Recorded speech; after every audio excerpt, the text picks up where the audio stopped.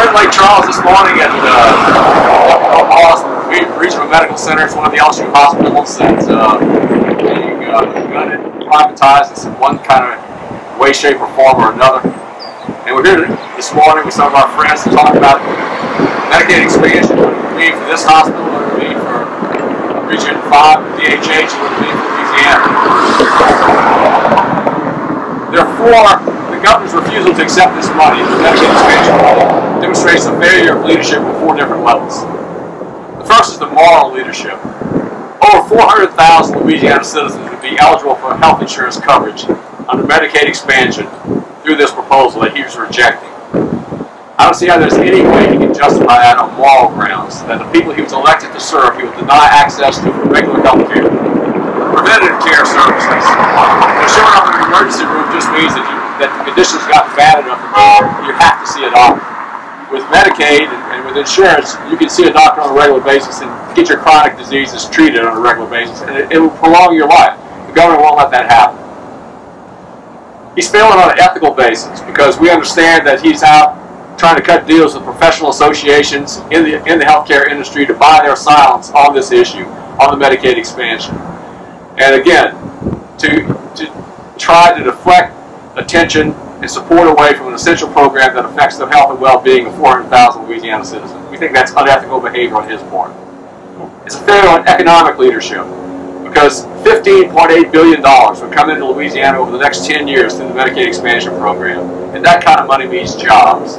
The governor and his secretary of DHH say that Medicaid doesn't create any jobs, but his budget says different. The budget he just presented to the legislature calls for the elimination of 7,500 jobs in the LSU hospital system. That's because Medicaid money was reduced at the federal level to our state. Medicaid spending means jobs in Louisiana, $15.8 billion, and that's what he's saying no to. And finally, it's a failure politically.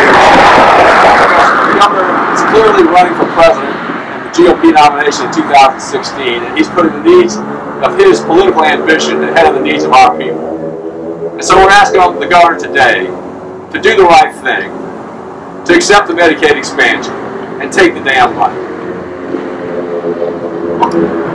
So, Moriba Karamoko.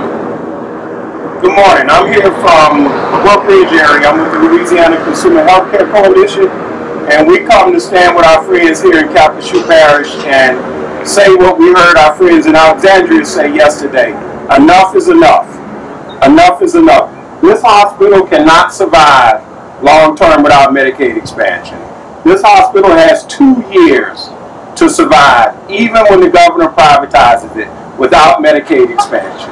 The money needed to maintain this hospital and the people, healthcare that are here this morning, the parking lot is full to capacity. People need this hospital. It will not survive without Medicaid expansion. 2 years from now, we'll be back at ground zero trying to figure out how to get this hospital revitalized in spite of the governor's plan to privatize it without Medicaid expansion. Mary Morris. I'm Mary Morris, and without Medicaid expansion, people like my brother, who has the opportunity to come to Morris Regional and see about his illness. He has a collapsed lobe in his lung, and without Morris Regional and the hospital in Shreveport, he could not get services. So I'm standing here because I believe that we need to have the Medicaid expansion to help people like my brother. And not only that, as a citizen of Louisiana, I think it's morally right that we support Medicaid expansion. So help us to get with the governor to make sure that he supports Medicaid expansion, because that is the right thing.